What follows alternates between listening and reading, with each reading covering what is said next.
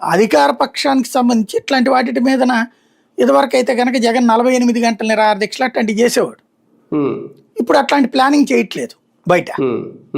ఆ ఆస్పెక్ట్ వెళ్ళినప్పుడు పరామర్శలు ఈ వరకే వెళ్తున్నాడు. మేబీ నేను అనుకోవడం వచ్చే ఏడాదికి అవి ఏమైనా ప్లాన్ చేస్తారేమో. ఏది ఇప్పుడు ఏదో ఆర్గనైజ్డ్ ప్లాన్ అనుకుంటున్నారు కదా, సంస్థాగత నిర్మాణం చేశాక, అందుకోసం ఆగుతున్నట్టున్నారు. సార్, రెండు కాన్సెప్ట్లు, ఇటు అమరావతి అటు విశాఖ. ఓకే, డెవలప్మెంట్ ఆస్పెక్ట్ లో చూసినప్పుడు రెండు చోట్ల కూడా భూములు లేదంటే కంపెనీలు పరిశ్రమలను ఆకట్టుకోవడం ఇదంతా. ఇక్కడ ఎప్పటికీ ఎకరం 99 పైసలకు, లేదంటే నిన్న ఆయన బొత్స సత్యనారాయణ గారు ఆరోపించినట్టు ఎకరం ₹1,00,000 30 ఎకరాలంటే 30 లక్షలకు ఇచ్చారట.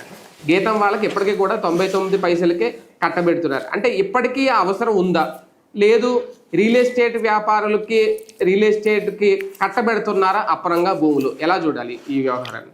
ఇక్కడ పరిశ్రమల్ని ప్రోత్సహించడానికి భూముల్లో రాయితీలు ఇవ్వడంలో తప్పు లేదు, కానీ దోచిపెట్టడం మాత్రం తప్పు. ఇప్పుడు పరిశ్రమలను ఎక్కడ ప్రోత్సహించాలి? భూముల ధరలు అంటే మనకి ఎక్కడైతే వెనుకబడిన ప్రాంతం ఉంది, అనంతపురంలో 100 ఎకరాలు వితౌట్ డబ్బులు, 99 పైసలు కాదు, అసలు 5 పైసలు తీసుకోబాక, లేదా 5 పైసలే తీసుకో. దానివల్ల ప్రయోజనం ఉంటుంది, ఆ ప్రాంతానికి అభివృద్ధి ఉంటుంది. ప్రకాశం జిల్లాలో